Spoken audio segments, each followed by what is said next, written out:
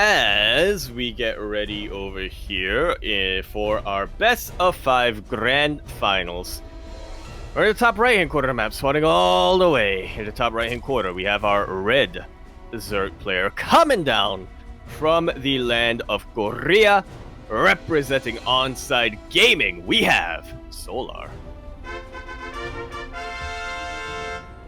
And spawning in the bottom left-hand corner of Royal Blood, we have as opponent, we have the South Korean Protoss player representing KranKy Gaming. It is herO.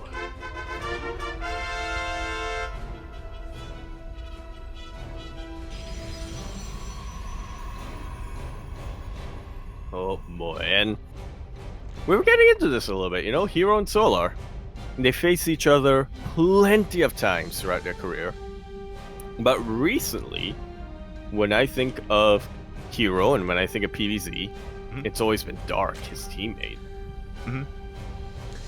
Yeah, that's he faced up against. That's the thing, right? Like, herO and Dark have been facing like at least 3 to 4 times a week, every single week in so many tournaments. ESL Asia, ESL Americas, KSL, KungFu Cup, not quite WTL because they're on the same team. But yeah, in so many events they face off. And you're not wrong, like, we cast them so often. Solar versus herO, not as much. I don't know what it is about the seeding of these tournaments, but they usually miss each other. They skip each other. Yeah, 'tis weird to say the least. Well, you know what it is. It's because somehow fate decides herO must play Dark, and so Solar ends up not being able to have a chance against herO or Dark more often than not. Yeah, exactly. But the Fates have other plans for these players this week. Instead, they are going to be the ones facing in the finals, not, of course, herO and Dark. And I'm just quickly checking some of the history between these players. It looks like in the year of 2023, they have a pretty close overall set. It looks like herO has won 3 best ofs, and Solar has won 4. So just barely in favor of Solar, just barely. Okay. Interesting to take note of. Actually, Solar has been able to take out herO in some very important best of series this year, knocking him out of Wardy Winter, and obviously knocking him out in KSL finals, and most notably beating him twice? No, only once in GSL Code S. Yeah, exactly. So Solar is no slouch by any means. Again, a lot of it also comes down to the fact that Solar is a little bit less active in the online tournament scene. Dark is there for every single tournament. Solar a little bit less consistent with his signups, with his participation, but he is here this week, and we'll see how he does, as the first adept does force a reaction but doesn't get a drone kill. Yeah, not quite yet. Although it does force Solar to cut droning for a little while. In the grand scheme of things, doesn't really affect things too much. Yeah, exactly. Meanwhile, back at home, herO is going for a Stargate opener. He's going for that Oracle first, as to be expected. A second Oracle behind this, we should be seeing a third base. So a pretty standard macro setup from herO, but with the control of herO, he has the potential to deal some economic damage. Yeah, we'll see if he's able to pull it off. There's only one Oracle for the time being, and herO is more than fine, taking a couple of queen shots to the face, you know, so he can keep his Oracle alive, and is able to take out 3 drones for the time being. Well, does take 3 of them down. Meanwhile, the second Oracle is zooming across the map as we speak as well, but does catch wind of these lings, so he's going to be turning back around, wants to make sure that his third base does get up and running and does not get denied. Yeah, not quite yet. Meanwhile, hey, we have our follow-up, and this is going to be an interesting one. Yeah, Twilight Council is just about to finish up with these additional gateways. Normally I would say Blink, but if we know herO, he has been experimenting with other styles lately, and there we go. Glaives is coming out like he did a couple of times in the past, but now it really does seem to be his go-to in the matchup. Yeah, I was about to bring this up. So again, because there was no Forge, this was screaming Glaive Adepts, and we have 4 gates in total. So this is not going to be hyper committed, like we have seen some players do 6-gate Glaive Adept off of a Stargate opener. This is going to be 4, so this is just to apply some pressure. We will transition off of this, but this can also catch the Zerg player off guard. What I will say is that thankfully, we've been seeing a lot of this build over the past 2 weeks, enough so to the point where I'm sure Solar is fully aware of it. Yeah, well, that's the hope anyway, as Roach Warren is about to finish up here. Pretty normal in a ZVP, and something that is kind of safe to get anyway. 5 Roaches are now on the way, and Sola should be able to keep up with these Adepts, but obviously it only takes one shade to completely mess up the Zerg economy. That's the thing. Even though it's only 4-gate Glaive Adepts, like, as you were saying, it doesn't take much to make this worth it and make this pay for itself. Meanwhile, nice zoning. 1 Oracle's going to be going down. The boys are pulled away. The Roaches are coming out, and so far these Adepts have done no damage. Yeah, they actually commit to the shade into the main base, and they shade right on top of these Lings and these Roaches. These Adepts are gonna go down, Papi. Almost all of them are gonna go down. And they get nothing done. Absolutely nothing. Maybe they get 1 drone, if that. Meanwhile, an Oracle went down in the middle of all that as well. And a second Oracle is going to come in, but Sola reacts to it. He now reinforces his units. He's getting 16 Lings as he marches across the map, looking to punish herO for his aggression. That's the thing. These Glaive Adepts, because they did no damage, this delays Blink, this delays +1, this delays the follow-up so heavily. herO, he barely has anything to defend. He has some gateway units, but again, these are vanilla Stalkers. Up! And there's no Blink potential. They can't try to kite, but these Lings slip into the main base. The wall was not a wall. Oh, exactly. You know what? They force the Adepts to commit to the shade, which means they're not here to protect these Stalkers. We have a couple of Blouses. The shield battery goes down, but we have 2 more behind this. We do, but we also have a couple of Arctosis pylons by the looks of things. Sola will back off from that position and try to break into the natural base instead. Not a bad idea. Yeah, herO is buying a lot. Take out the Cybercore. Yeah, the Cybercore is going to be going down. herO did buy a lot of time for a couple of additional warp-ins, but as you mentioned, we can no longer warp into any Stalkers or Adepts, but Blink does finish. It does finish up. And Immortal is now out as well, which will help a ton, but it's not going to be very microable. There isn't a Warp Prism available just yet. Solar is starting to get pushed back, but he's killing so many workers. Yeah, the boys were pulled. 19 probes go down, and the Immortal as well. Solar, all of a sudden, Solar has the option to keep this going. He is flooding Lings left and right because that Immortal went down. Exactly. We do see his final queen going down, but he was able to spread some creep. He was able to get some of that creep shred going. The active tumor does get focused, but we do see Solar consolidating his army and getting ready for the second wave. And it is getting there. Ravagers are being morphed in. We're still just hammering down that Z key. Solar staying on 45 workers, which is not a lot. Solar is very all in. He has to end the game with this army. Meanwhile, we did not rebuild the Cybercore. Bear that in mind, so we can only warp in Zealots and those Immortals. Yeah, but Charge is about to finish up here, as well as a Templar Archives. Army jumps on top. Solar jumps on top of herO, and yeah. And we getting latency. Once again, there is no wall, so the Lings, they get into the main base. The entire middle line is going to be going down. The Queens arrive as well. The Oracle can't really do too much. Zealots are coming in, but Charge still isn't done.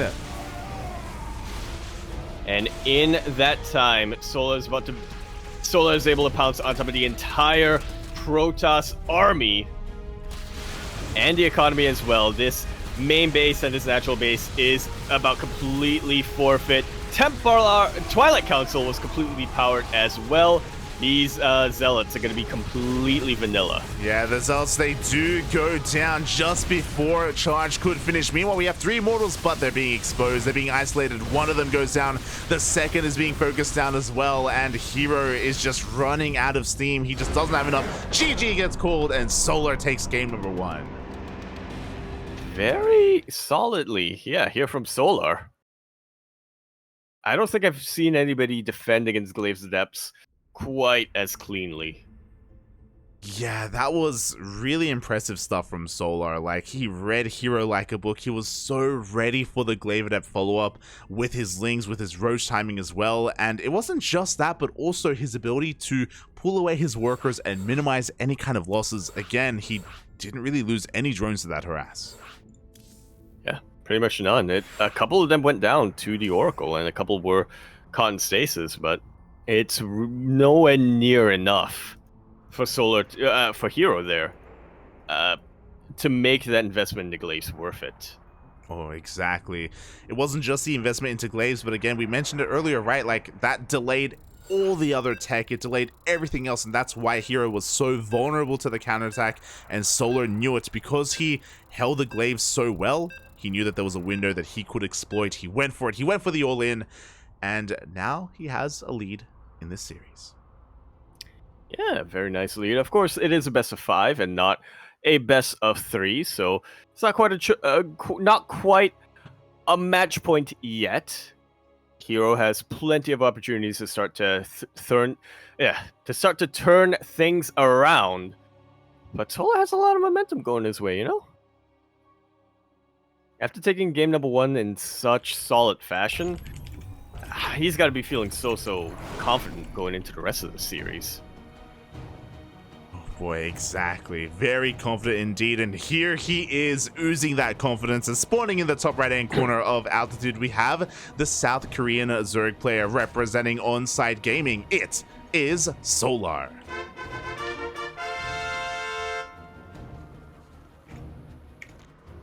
And spawning over here in the bottom left-hand corner of the map, spawning all the way in the bottom left-hand corner of Altitude, we have our blue Protoss player coming down from the land of Korea. He's going to be representing Dragon KaiZ Gaming, DKG. We have herO.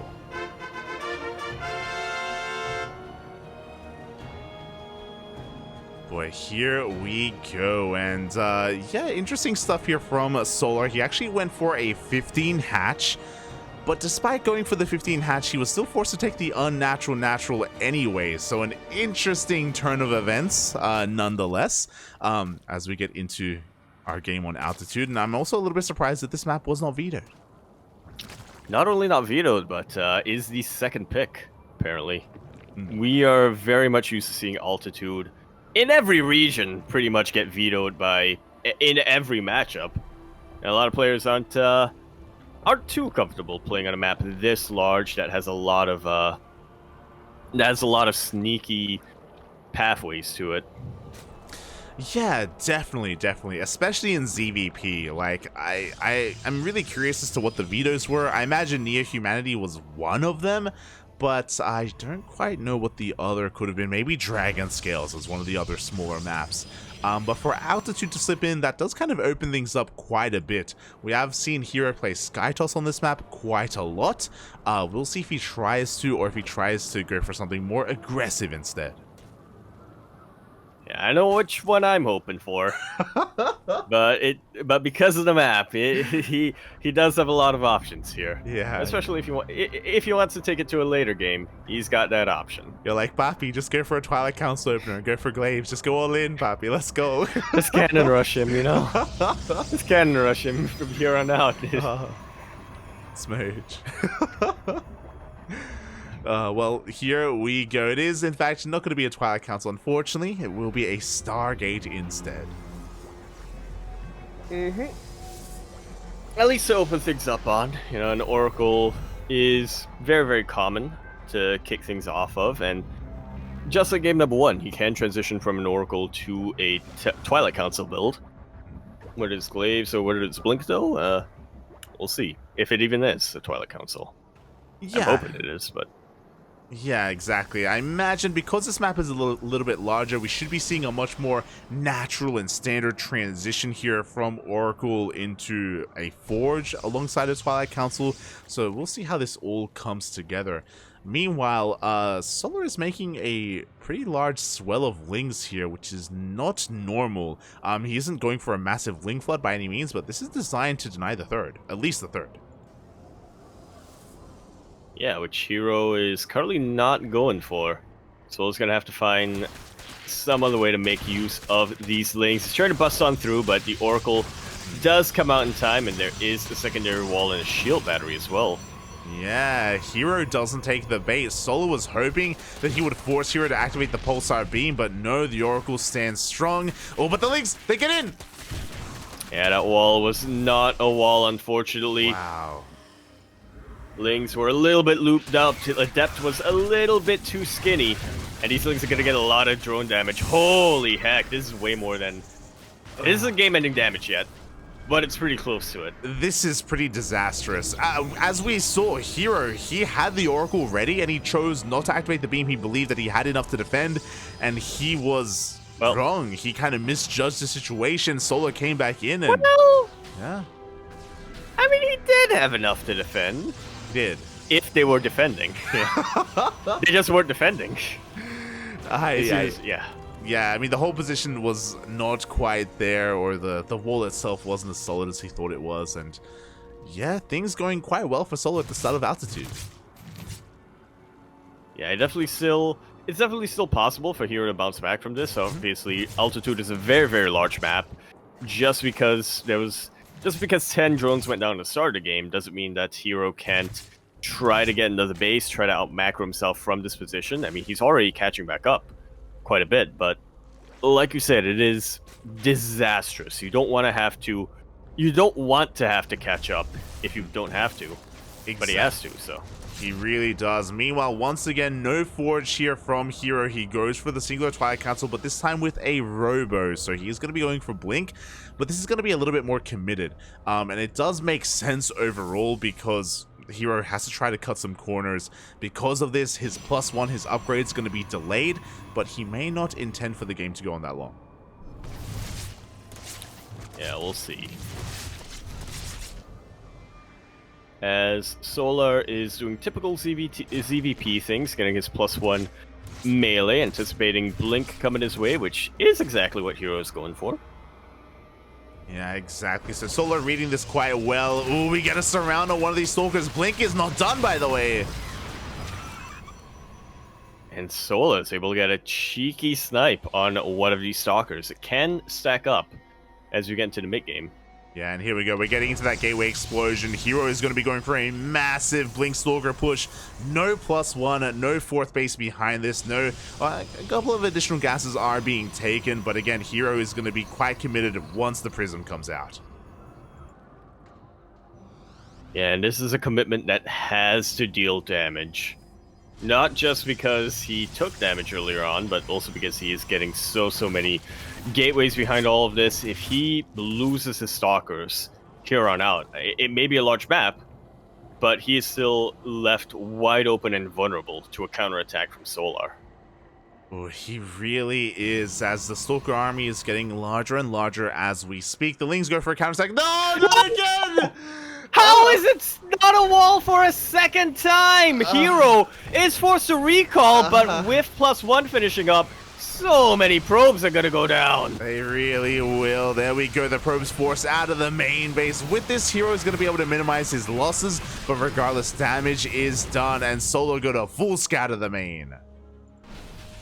Good lords. Yeah, Solo is well aware of what herO's planning. He caught eyes on all of those gateways, and now he knows all he has to do is defend. He has dealt so much damage throughout this entire game that herO isn't quite all in yet, but he may as well be. May as well be. Behind this, he throws down a pylon. The wall at the natural will be solid this time, and here we go. herO is pushing in with his Blink Stalkers. He's got a lot of them, and he's going to be able to focus down every single one of these queens. Yeah, the high energy queens go down first, and it does give herO a huge lead in this engagement. He's got a bit of a foothold here as Solar scrambles to get his army into position, scrambles to get a couple of Ravagers and whatnot. Yeah, again, herO is pretty all-in with this, but again, he's got a lot of gateways, he's got a lot of Blink Stalkers. The Lings are not here because they went down earlier, and herO is breaking through. Yeah, Solar forced to pull a couple of boys. He can't afford to lose drones right now, but if he is unable to clean out this army, then there's nothing stopping herO from just taking this game. GG is called, and herO ties up the series 1-1, giving us a game 3. Not an ace match yet, but GG, well played. herO does go for the all-in, which was scouted by Solar, but unfortunately Solar, he lost a lot of lings when he went for that massive run by when he got into the main base, and those are lings that he did kind of need back at home to defend. As Roach Ravager was coming out, they were trickling out, and Solar didn't have a standing army to contest herO. Yeah, he poked the bear a little bit too much. It's one of those scenarios where maybe it was actually better for herO in a way to lose all those probes, because then he knew he had to go all in, and then he could just focus on microing his army. Yeah, exactly. And it worked out really, really well for him. Frost is also pointing out in the chat, maybe Solar should have just canceled the Spire. You know, he didn't seem to take that defense as seriously as he should have. Yeah, I mean, the Spire would have helped him have a couple more resources, but alas, just maybe thinking a little bit further ahead. I wonder if even though he slipped into the main base and saw all the gateways, maybe it just didn't click in his mind that his opponent was going all in, or maybe he thought he had a little bit more time to muster up some forces. Regardless, he just didn't have enough roaches. Yeah, I mean, it's a big map, altitude, so, you know, can't say I blame him for thinking he had more time than he actually had. Yeah, exactly. And with that, we have a tied up series. We're going to be getting into game number 3, and we'll be seeing which one of our two players can take a lead in this series. Yeah, will it be our onside Zerg, or will it be our DragonKy Protoss? We'll see. Exactly, as we're going to be getting into game number 3. We've seen quite a lot out of our two players, but which one of them can take a lead? Spawning in the bottom right-hand corner, we have our South Korean Zerg player representing on Side Gaming. It's the Red Zerg. It is Solar. And loading over here in the top left-hand corner of the map, spawning all the way in the top left-hand corner, we have our blue Protoss player coming out from the land of Korea. He's, of course, going to be representing DragonKy Gaming, DKG. We have herO.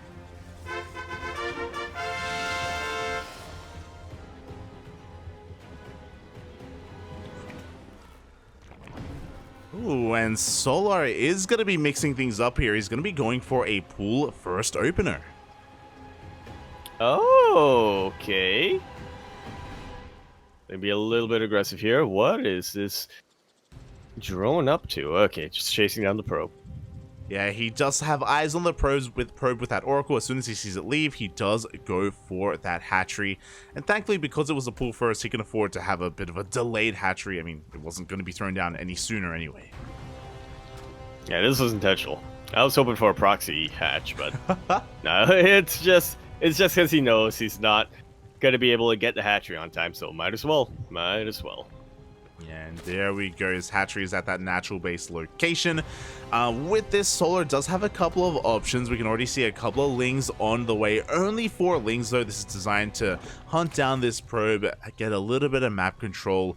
We'll see, though, what we make, or if we do throw down a faster baneling nest. Sorry, a faster roach warren. Yeah. We're committing to ling speed as well. Got a full-on flood across the map. We'll see. Yes, back at home, herO is going to be forced to make a Zealot as well, just because of the opener. He needs to make sure he is safe at home, especially that pylon as well. And behind this, yeah, Solar, he can just focus on droning, saturate his bases. He's going to be looking to take his 3rd as well. Yeah, he knows he can get away with it, you know. He has the map control with these lings. He scouts the Zealot, and he doesn't worry about anything coming his way. And we can see he does pull out of gas immediately once he gets that 100, so ling speed is all he's going to be working on. He's not going for any kind of crazy fast roach warren or anything like that. It looks like this pool first opener was just to be safe. Yeah, nothing too crazy off of it. Yeah. Safe and sound. Obviously, Solar has the option, if he sees an opportunity, he has the option to hold down that Z key and just stream across the map and wreak a lot of havoc here in the mineral lines of herO. But herO does go in for a scout. Does notice the lack of mining in this gas. So he should be feeling pretty safe himself. Yeah, he really should. He's just applying a little bit of pressure to that third base. Does commit to the shade into the main as well. The queen is off of creep. These drones are looking a little bit exposed, but the links do come out in time. Like so.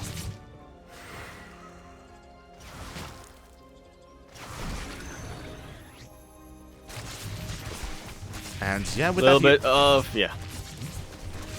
bit of pressure coming out from herO, but nothing too out of the ordinary as he recalls back home, and we're getting into a very standard mid game.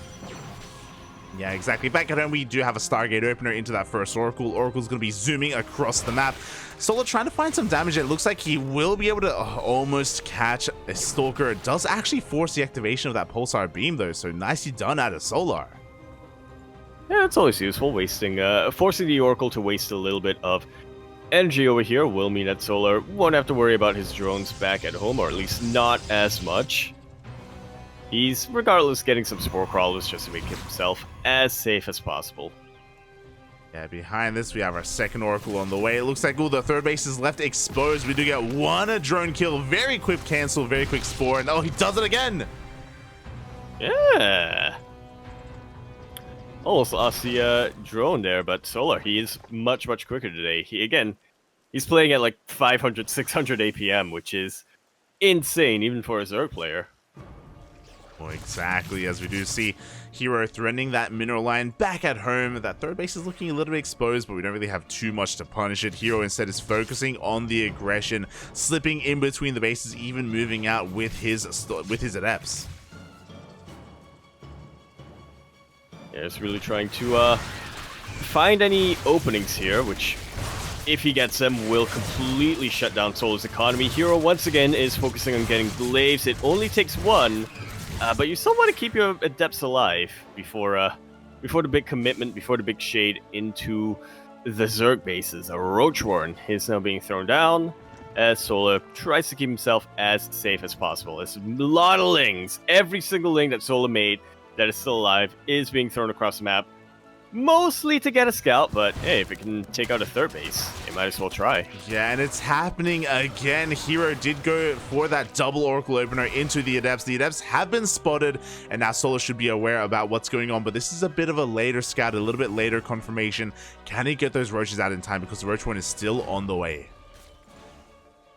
It's about to finish up now, but even then, it takes a little while for Roaches to pop out, and even then, looking at Solo's gas count, he might just be thinking, maybe I should get a ton of lings instead, but he is well aware that he still has enough to afford 8 Roaches, 9, 10 Roaches even, and now he just needs to focus on not losing drones to these shades. He needs to make sure his lings are on top of everything. herO cancels the shade this time, taking this a lot more serious.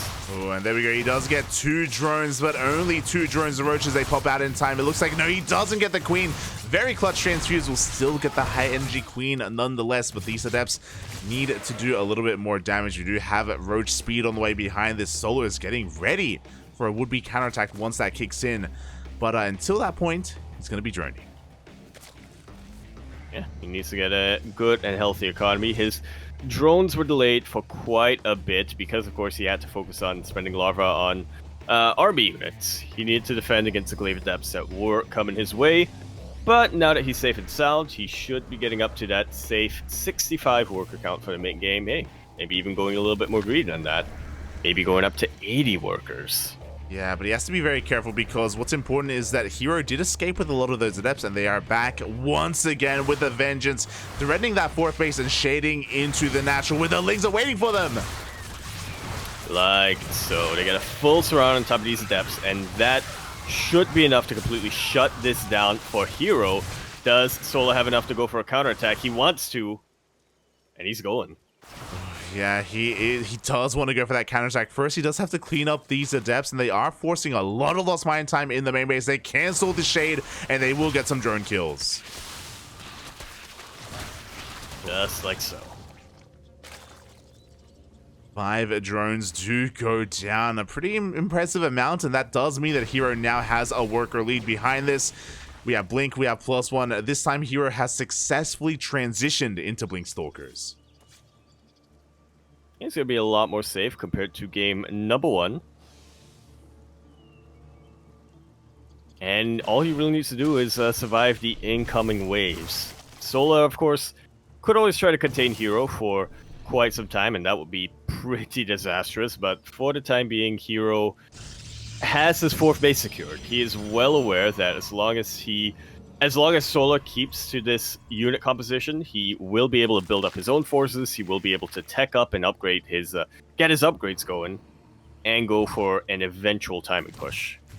Yeah, exactly, and this is going to hit quite hard here from herO. We have a proxy gateway being set up. We have a 5th base behind this as well because herO knows he can get away with it because he knows he has the map control right now. He's going to dip on forward, does see the links, does see the army, doesn't want to get surrounded. And he will be able to blink away from the surround. This is just a little bit too much here for Soul to really commit to. herO now starting to dive into creep, but that's a lot of stalkers. Yeah, and he was able to snipe 2 of those Ravagers, so good pickups here from herO. We do see Solar trying to dive on top of this, but pushing off of creep is going to be a little bit difficult. He does get 3-4 Stalkers. Yeah, but herO still has 24 stalkers left, so I think 3 stalkers is good, but nowhere near enough for the time being. Yeah, exactly. The Stalker army is looking insane. Solar trying to make nothing but Ling Roach right now. Oh! I love this from herO, trying to catch all of these roaches, crush them with the debris. He will be able to block out that pathway and prevent any future surrounds still, though, by taking that out. Meanwhile, the Zealots are going to be focusing quite a bit on preventing Solar from getting a 5th base. Oracles were recalled back home, or just sent back home, to deal with these Banelings that we're trying to connect, but they don't get any connections. Yeah, the Banelings, they take down the shield battery, they take down the cannon, but you know what? herO takes down the 5th base, sorry, the 4th base of Solar, but we have a surround! A full-on surround with not +1 links, actually. I just assumed that he had +1 melee, but instead, Sola did focus on +1 range, which is a little bit questionable, but at least he has an upgrade. But you know what? Regardless, the Zealot Runby does an insane amount of damage. That, I believe, was a kill, not a cancel on the 5th base. 16 drones go down as well. Solar is getting pulled apart. That's pretty game-ending, to say the least. I still believe that Solar can defend, but even after he defends, he is going to have to he's going to have to take a lot of time and dedicate a lot of time to just rebuilding his army and economy. All the while, herO is going to do other things. GG is called herO commits and takes game number 3. GG, well played. This time, herO was able to actually survive and transition from those Glaive Adepts. His aggression was insane. And as you were pointing out, a really great use of the terrain as well, specifically on that map to just wall off that left-hand side to just make sure that a surround would not be possible or it'd be really difficult to pull off. And as we saw, as Solar was surrounding the army, we had a Zealot counterattack, and he was just so exposed back at home. Oh, yeah. Wasn't even that kill on that 5th base either. He, after taking down that 5th base, jumped on top of all those drones that were still long distance mining. Solar was distracted for way too much for way too long. That he was, in most other scenarios, he would have been forced all in, but because he was already on the back foot, yeah, he had to focus entirely on his army that wasn't quite able to turn things around, unfortunately. Exactly. This time the Glaive Adepts were able to not just do a lot of economic damage, but also survive as well and just be utilized for a little bit of a later timing. So yeah, this time herO was a little bit more careful with his Adepts, did pay a little bit more attention to them, and he was able to really reap the rewards. And now, what the hell was vetoed? Because apparently it wasn't even near humanity. Oh my god. Let's see, what have we seen yet? Dragon Scales, Ancient Cistern. I guess Ancient Cistern was probably vetoed. Yeah, I guess. And what's the other map? Gressvan. Gressvan. I guess Ancient Cistern and Dragon Scales, I would assume. Yeah. I mean, Dragon Scales is the other big one that probably was vetoed. But do we veto Ancient Cistern over Altitude? Like, that's crazy. Oh, yeah. That is pretty crazy. Maybe it's Dragon Scales and Gressvan, but at the same time, Gressvan. Yeah, Yeah, I don't know. I don't know. I 100% agree. Dragon Scales should have been, in all likelihood, was one of the vetoes, especially if one of our players was worried about any kind of aggressive counterattack styles coming out from their opponent, which, hey, is what you would expect from either Solar or herO. But yeah, the fact that Altitude made it in and either Ancient Sister nor Gressvan didn't, that's I'm pleasantly surprised. I'm not gonna lie. I like that we're actually seeing Altitude. For tonight. sure. Yeah, definitely. As our I players just. I think we've achieved map bingo actually, with every single map being played out tonight. True, we have seen it all. And will we see more of it? That is the question, because spawning in the top left-hand corner of Neo Humanity, we have the South Korean Zerg player who is down in this series, who's up against the wall. One more loss, and he is done. That would be the end of his tournament run. We have the South Korean Zerg player representing Onside Gaming. It is Solar.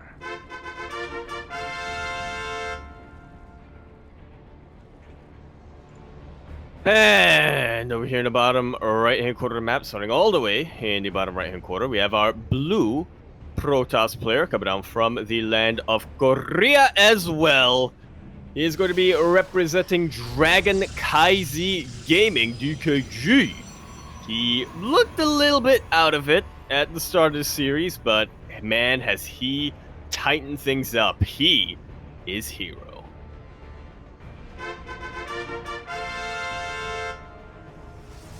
Spawning.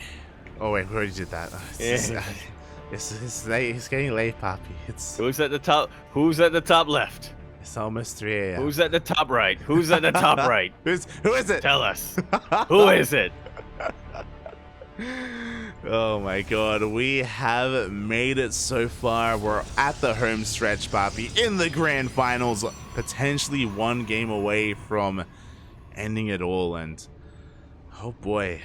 Yeah, we'll see what herO has in store for us on Neo Humanity. Neo Humanity is going to be an interesting one because, as you mentioned before, this is a very unique map, and this usually leads to very specific styles from both the Zerg and the Protoss. Yeah, I think we've been seeing a lot of Roach play happening on Neo Humanity. I know Wayne has definitely been a huge proponent of Roach aggression in CVP on Neo Humanity. From the Protoss side, I'm trying to think back at what we've been seeing specifically on this map for the matchup. Yeah, I've been seeing herO used to great effect this kind of newer style of follow-up from the Stargate, which is you go Stargate into 2-gate blink. Only 2 gateways though, and you get into a faster Robo, into a faster Bay, into fast Colossus as well, and you kind of like slowly take your 3rd and take your 4th base, a more kind of tech-heavy defensive style, just to kind of take advantage of some of these more narrow features of this map. But we'll see if he tries to do that here, because of course the vulnerability of that is that you do have very few units to defend, and you can kind of go one of two ways. The Zerg player can like just be giga greedy and just expand and just go to 80 drones as quickly as possible, or try to go for an all-in. We'll see what Solar is more inclined to do. Typically, when I look at Solar, I typically imagine more of a macro-oriented player, right? That's what that's what really distinguishes him compared to a lot of the other Korean Zerg players. So I wouldn't be surprised if he does opt for that 80 drone style, but I mean, if you see an opportunity on Neo Humanity, you have to pounce on it. It's at least how I look at it. So yeah, we'll see if Solar, he's not going to be passive whatsoever. He's still going to be active on the map of Lings, I imagine. So if he sees an opening, you know he's going to have to go for it, as herO takes a 3rd, but not at the typical position. This is crazy. This is wild to take the forward 3rd like this as a Protoss player. Much more exposed, multiple angles of attack as well. This is a statement out of herO. This is like, mate, come at me, try and stop me if you can. I almost want to believe that it's a bait coming out here from herO, you know? Yeah, exactly. As the first Oracle gets across the map, doesn't find too much damage. There are plenty of queens in position. Meanwhile, behind this, we do have a Twilight Council follow-up. We do have that second gateway, but there is no forge. So we'll keep an eye on things if herO wants to go for those glaives once again, which he's been using quite a bit of. Yeah, to mixed success, but I do think that the failure of glaives in game number 1 was more due to the fact that, 1, herO didn't get any damage done with them, and also 2, he wasn't able to transition quickly enough out of it by the time Solo went for the counterattack. In game number 3, we saw, even if you're not able to do massive damage, as long as you're able to get your blink transition in time, you're still fairly safe. This time, however, it's kind of a moot point as herO goes for blink first. Yeah, he's going for blink. He's throwing down additional gateways as well. He's going up to 6 gates. I wouldn't be surprised if he throws down some more because this is a very aggressive position. He's taking that Rift Vespene Gas Geyser as well. And he's even going to be knocking down these rocks, just securing his position here. Oh my god. I like it. I like it a lot coming out here from herO.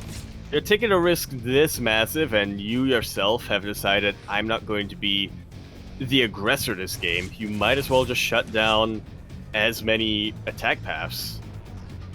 It's not like he's going to be going across the map immediately, right? As he does.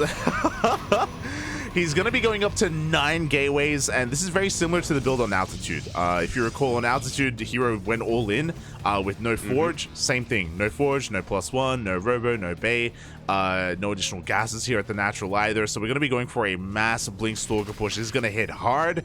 It's going to hit fast. Solar, will he have enough, or can he recognize what's going on as he does scout the third? Yeah, we'll confirm that, and we'll be scratching his head a little bit, I have to imagine, but I mean, this does act as a really strong launch pad here from herO. We're normally used to seeing a base, we're normally used to using that term for Zerg for bases, but in this case, with how gateway heavy herO is, he's gonna have a lot of quick warp-ins as Solar goes for a drop. Here we go. We have a Drop Lord slipping into the main base. At the same time, though, one high energy queen goes down. The 4th base is going to be falling as well, as herO is just pushing out across the map. Behind this, he is taking another base, and we are actually going into charge. Oh.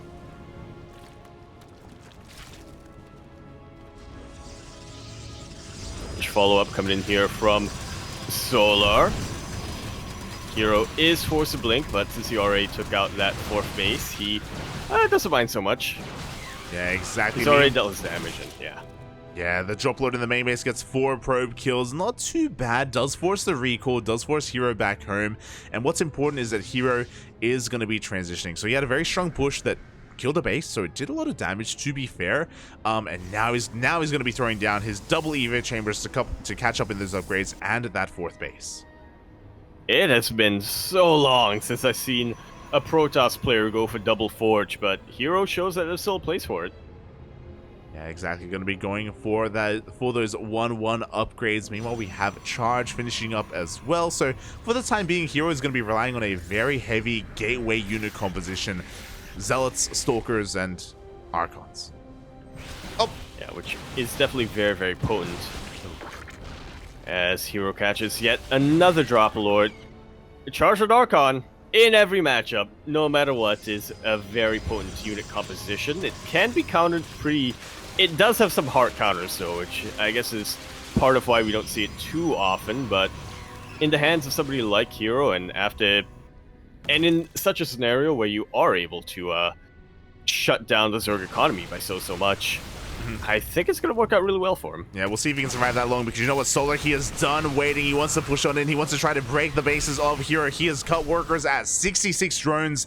No more, no less. He's going to be making nothing but Ling Roach Ravager, Ling Bane Roach Ravager until he maxes, and he is about to max out. Yep, just like that. He's already maxed out, and he's already opened an attack path for him. That's one of the big risks of going for the forward third like this. But herO is looking really... His army is looking very beefy. He's got 3 Archons and plenty of Stalkers. He has the high ground advantage as well. So if Solar wants to break this, he's gonna have to find another avenue of attack. I believe he scouted the gold base or the backwards third. Yeah, he was able to confirm that base, as we do see him catching a bit of a Zealot run back here on the right-hand side. Meanwhile, the Baneling's going to be rolling on forward as well. We do have a station trap behind this. Solar has to be careful. He has to be very, very careful. Ooh. herO doesn't blink back just yet. A lot of his probes are going to go down, but a lot of Banelings work on stasis. This gives herO a lot of leeway, a lot of breathing room. As he doesn't chase down the Zerg army, he knows he doesn't need to, and instead just is looking to catch these Banelings. Yeah, and the Banelings are going to get cleaned up. Well, they do get one Archon for their trouble, so not too bad here from Solar as he does find his way up the ramp. He's getting on top of some of the production as well. Biles will be connecting, looking to focus down the shield batteries and the pylons. And that's going to depower a ton of the production capabilities here of herO, or even just take them out immediately. Solar is crashing in with everything he's got. He's remaxing as quickly as possible off the back of 4 bases. herO a little bit out of position with these Immortals, but now that he's getting them here, we'll see if that's enough to make a difference. He blinks on forward. He knows upgrade lead, or a very slight upgrade lead and army lead, but it doesn't look like it's going to be enough here to make up for the sheer supply that Solar has. Exactly. That aggressive blink forward was very questionable out of herO, but he was desperate to try to save his Nexus. In the end, his army crumbles, his base crumbles as well, and Solar is pushing on through. Pushing on through. He broke that position, and now he's looking to break herO. Yeah, exactly. As hero's trying to hold on with what little he has. We have 2 shield batteries here on the left-hand side alongside our double robos. We have no shield batteries here at the natural, though, and Solar is looking for a way in. Again, still maxed out. And he's rotating around. It's absolutely what he knows he should be doing. The shield battery that was being overcharged does get taken out, and there's nothing stopping Solar from just steamrolling his way through. Yeah, exactly. herO just maybe a little bit too greedy. Taking that forward base was such a bold move out of herO. He goaded Solar into this push, into this, again, 66 drone all in. But you know what? Solar, he's able to break on through. He just has an overwhelming force, and herO is trying desperately to hold on, but he's going to be losing another base. Another base, another 25 probes, while Solar has more than enough to just keep this going.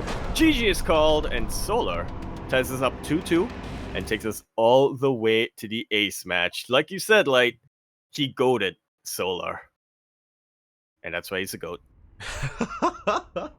There you go. GG, well played. We're going all the way. We're going the distance. We are going to be getting into game number 5. We're tied up 2-2.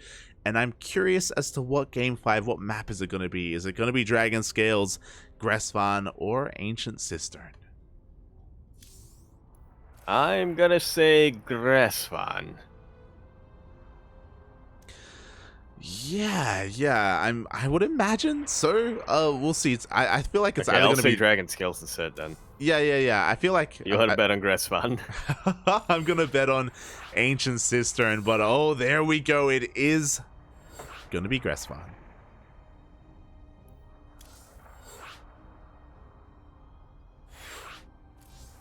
Yep. Boy, as the lobby is now being made and we are all flooding in to bear witness as to how this series ends. Who is going to be this week's Kung Fu Cup champion? Can only have one. Gonna be a Zerg player or a Protoss player, as this series goes the entire distance here.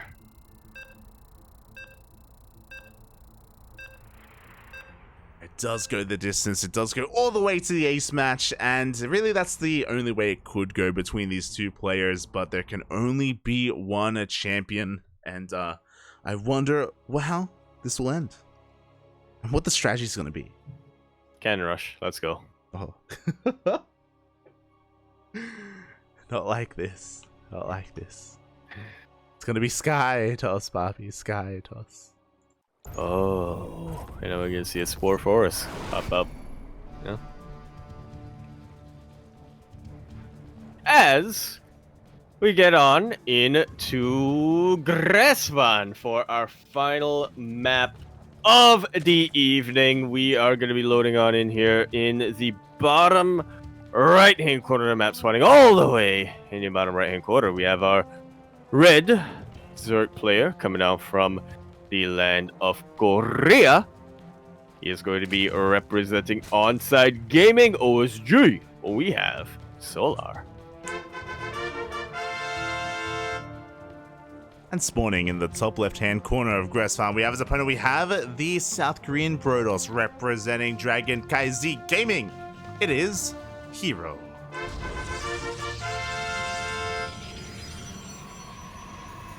And over here in the bottom wait. Wait. Who is it, Papi? Who is it? We have our red Zerg player coming down from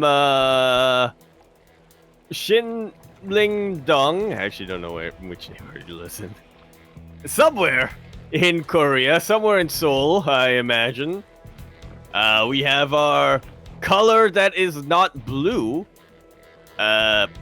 Zerg player, not Tyrannid, as many people confuse the two. You know, they're going to be representing that team that is, you know, gaming.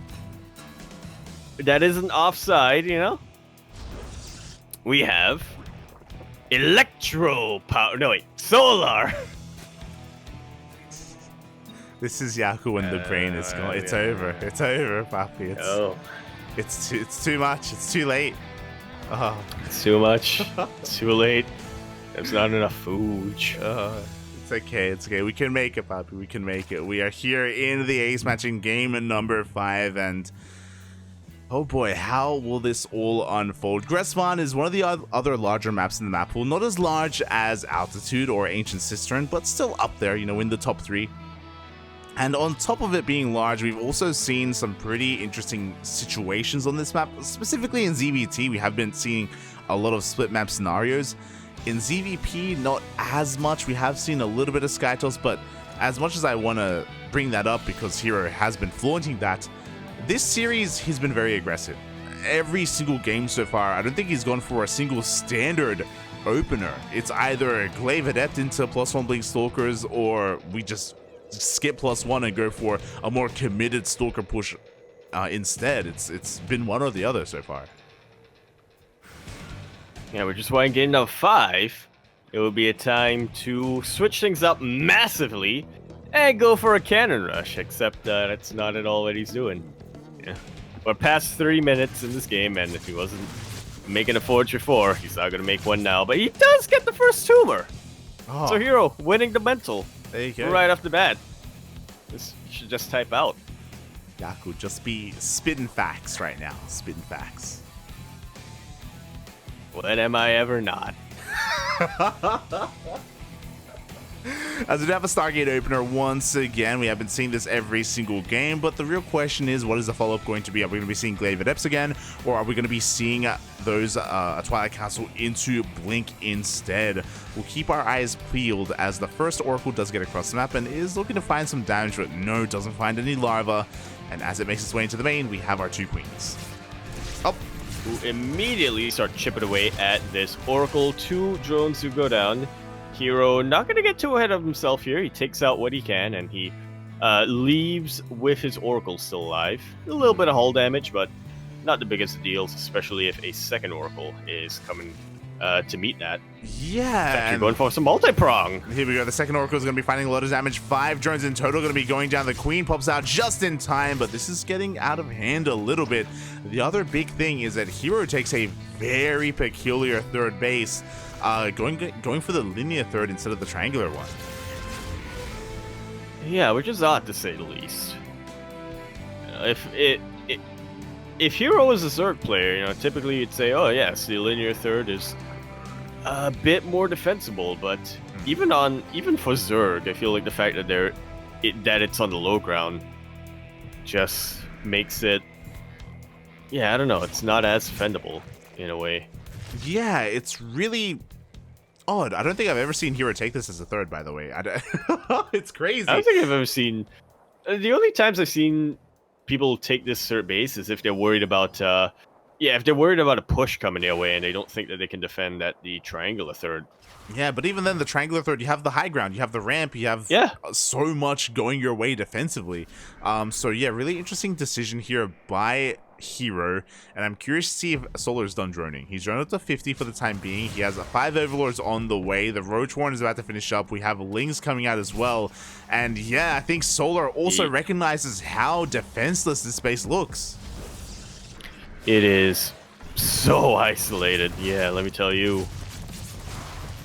Yeah, maybe you can hide it. It's like maybe you can hide the base a little bit. Well, but the Overlord why wouldn't your immediately. opponent check it? Yeah, the Overlord sword immediately. Because that's the thing. Like, why wouldn't your opponent check that position anyway? Yeah, that's the thing. As Solar is going for an all-in, he did cut workers at 15. He's making nothing but Lings and Roaches. Oh, Queens are going to be walling across the map as well.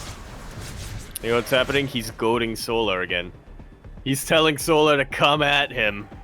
I mean, he's coming. And he is coming. What are the defenses looking like over at that third? We got a shield battery. We got a robo facility on the way. Yeah.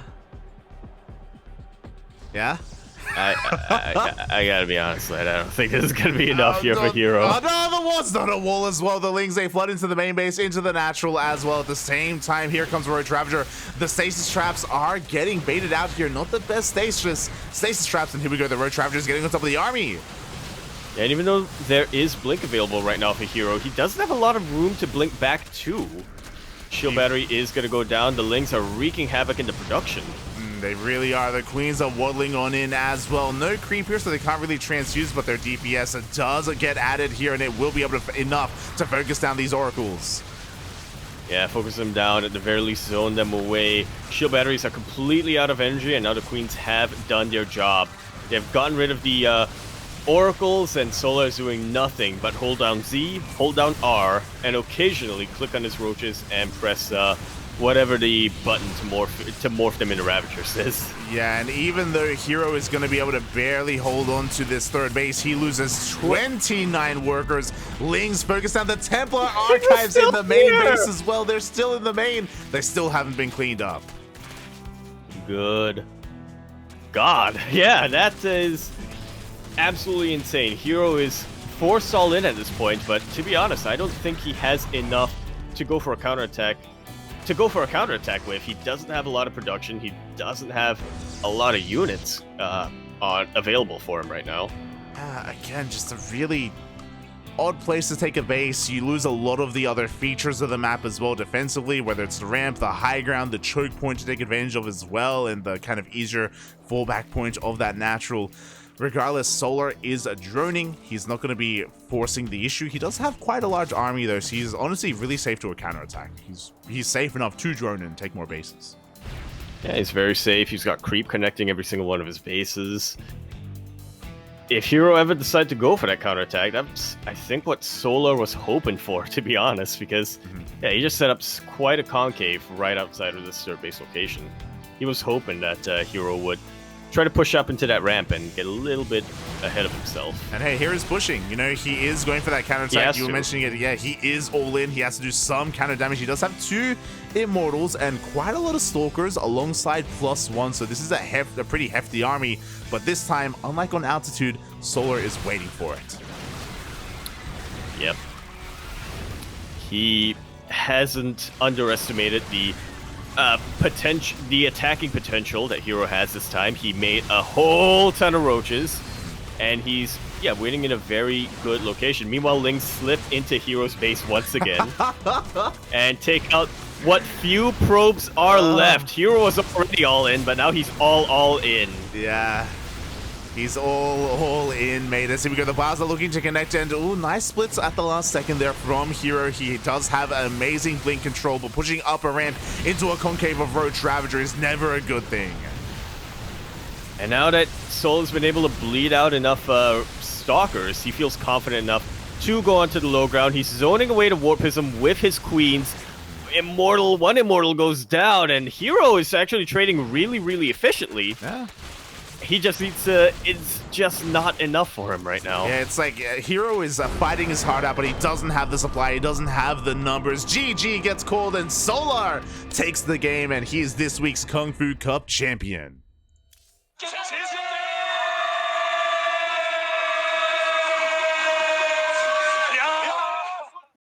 And I gotta tell you, Light, at the start of this bracket, I knew that Solo was gonna be a favorite, but my eyes were elsewhere. My eyes were on Cure, my eyes were on herO, my eyes were even on MaxFax a little bit. Yeah. That might be a little bit too much of my own hype, but my eyes really should have been on Solar, because he not only wins this week's KungFu Cup, he did it in style. He played so much quicker, so much faster than I normally see any Zerg player play, really. Not just when it comes to the APM, but also his brain was working overtime. He was making very, very quick decisions in his series against Cure. We noticed that he was adapting on the fly very, very quickly and making the right decisions every single time. And that has translated to a pretty it still went all the way to the ace match here, but the games that Solo won, he looked dominant. Game 1 really set the tone. Game 1 was I was impressed. I was shocked. My mouth was ajar, Papi, when I saw how well and how easily Solar shut down the Glaive Adept follow-up, shut down the game itself. I was not expecting that at all. And just like you were saying, coming into this, again, Solar does typically get overshadowed. You know, he gets looked over in favor of other players like Cure, like Bjorn, MaxPax, herO, Diego. Maru as well. We didn't see him, but don't forget Maru was also in the tournament, in the bracket. So, yeah, Solar, he was kind of creeping up on us, and he was able to have such an amazing run. GG, well played. Congratulations to Solar again, showing and proving us all that he can go toe-to-toe with the best of them.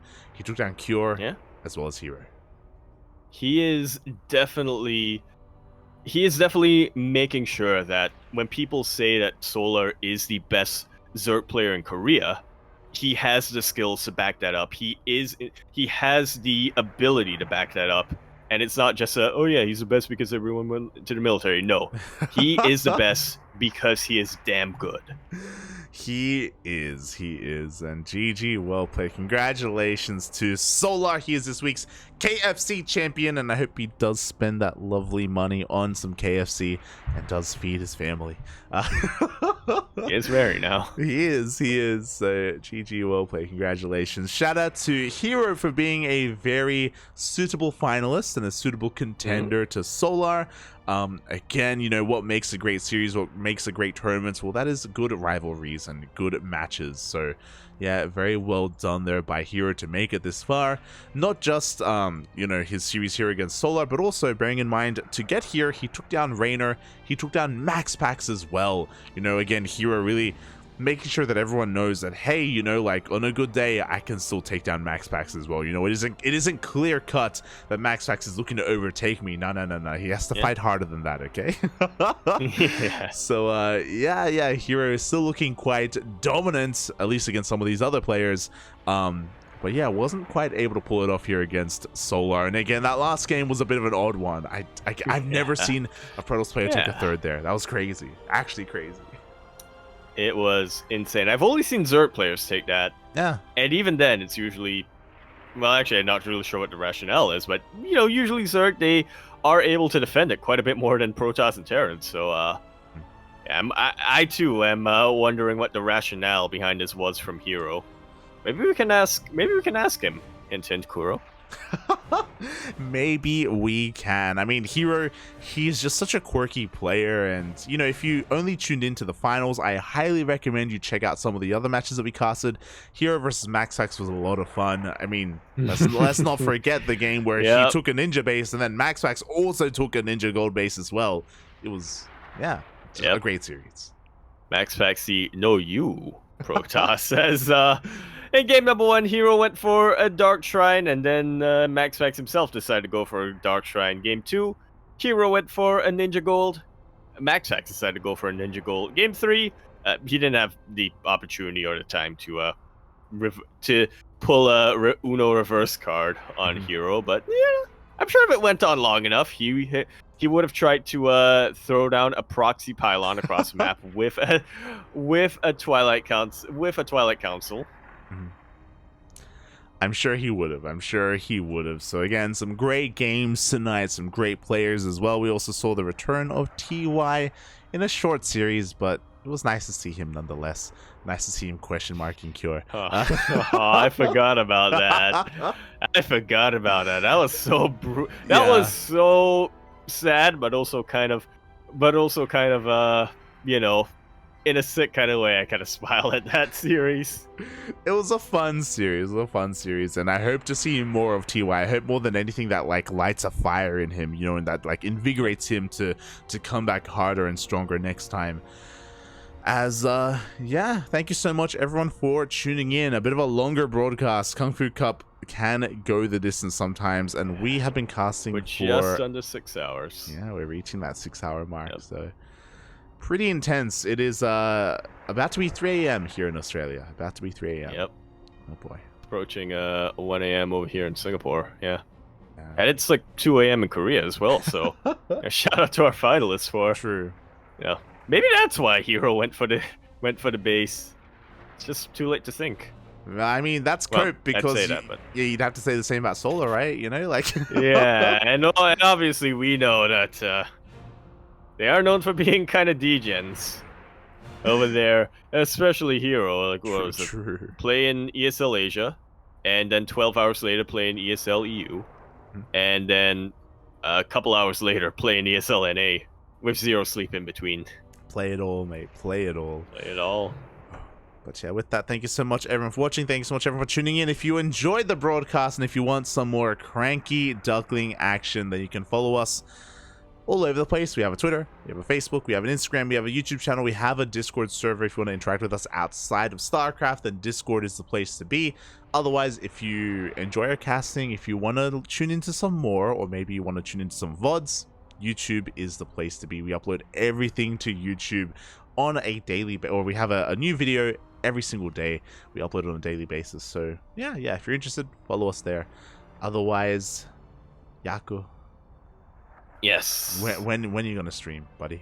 When? I was supposed to stream last week, but then it slipped my mind. I'll see if I stream at some point. I'm trying to fix my sleep schedule right now, so I can't make any promises. But if I stream, it'll be over at twitch.tv/Yakuzaku1, twitter.com @EmporaYakuzaku.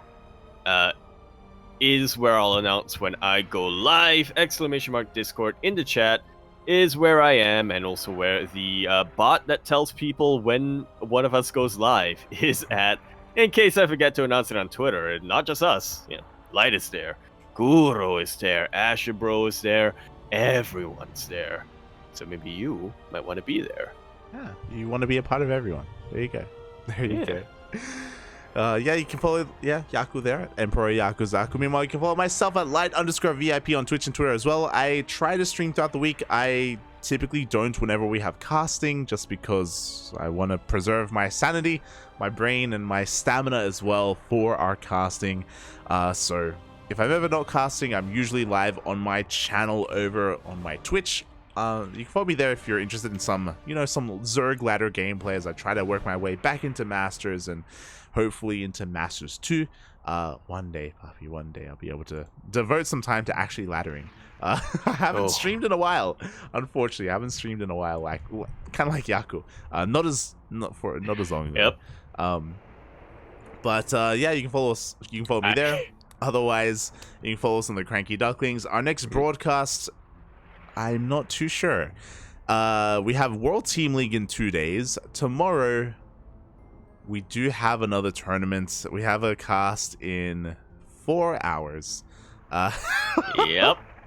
In 4 hours, we have the Funky Maps open. If you tune in a couple of... Oh, no, that's the Dave Testa one. Yeah, if you tuned in a couple of days ago, we did a replay cast of Dave Tester's tournament, which featured a bunch of new maps that were submitted to the Team Liquid map contest. It was a lot of fun, a lot of great maps, and I have the opportunity to cast it live in 4 hours, or we can do a replay cast, and I'll be honest, I'm thinking replay cast. Yeah. It would be, because We don't have enough dare. Yeah, Iced coffee. Otherwise, I think I'd have to stay up. I think I'd have to stay awake to cast it, because it isn't 4 hours, Papi. Like, I don't trust myself to sleep for 3 hours. Yeah. I don't. Oh yeah. And if I did stay up, I mean, I'm already dead, so I'll be even. If we're live, our next broadcast is dead can never die. I am dead. In 4 hours, even if it's not here on this channel, check out Dave Tester. He's going to be casting his own tournament, the Funky Map Open, which does feature new maps, very refreshing, very nice to watch. I will see if I do stay up to cast it. Otherwise, I'll be in bed. I'll be asleep. Yep. And our next cast would be World Team League, if that's the case, which is going to be in 2 days. So, yeah, everyone enjoy yourselves. Enjoy your week of StarCraft, because there's so much going on. Thanks, everyone, for watching. Thanks so much for the support. Yaku, do you have anything you want to say before we head off for the night? I'm always stroking. Excuse me? Nobody asked if I had a stroke. Shiva asked if I had a stroke, so I missed that entire conversation in the chat. I was very confused. When I looked over at the chat and I saw you say I'm always stroking, I'm like, excuse me? Yaku, what's going on, Papi? What's going on? I swim a lot, you know. Oh boy. Thanks for watching, everyone. We'll see you guys next time. Bye. KFC. KFC.